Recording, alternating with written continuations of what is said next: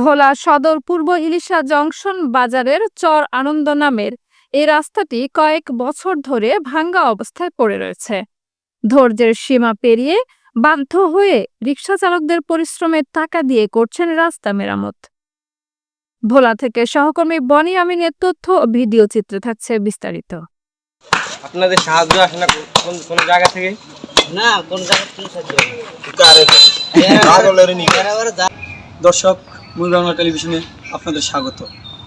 আমি এই মুহূর্তে দাঁড়িয়ে আছি ভোলা সদর 2 নং পূর্ব ইলিশা জংশন বাজার থেকে রোদেরহাট যাওয়ার রাস্তাটিতে 2018 সালে সরকারের পক্ষ থেকে এই রাস্তাটি নির্মাণ করে দেওয়া হয়। নির্মাণের পরে একবার এই রাস্তাটি আর মেরামত করেনি সরকারের পক্ষ থেকে। 2018 সালে রাস্তাটা করা হয়েছে, সরকারিভাবে এই পর্যন্ত রাস্তাটার কোনো উদ্যোগ নেয় না। কারণ আমরা যারা অটো গাড়ি চালাই তারা খুব দুর্ভোগে আছি। এই রোডে হাজার হাজার মাদ্রাসার ছাত্র ছাত্রী, স্কুলের ছাত্রছাত্রী আছে, এরা যাইতে এরপরে আমাদের গাড়ি চালাইতে খুবই কষ্ট হয়।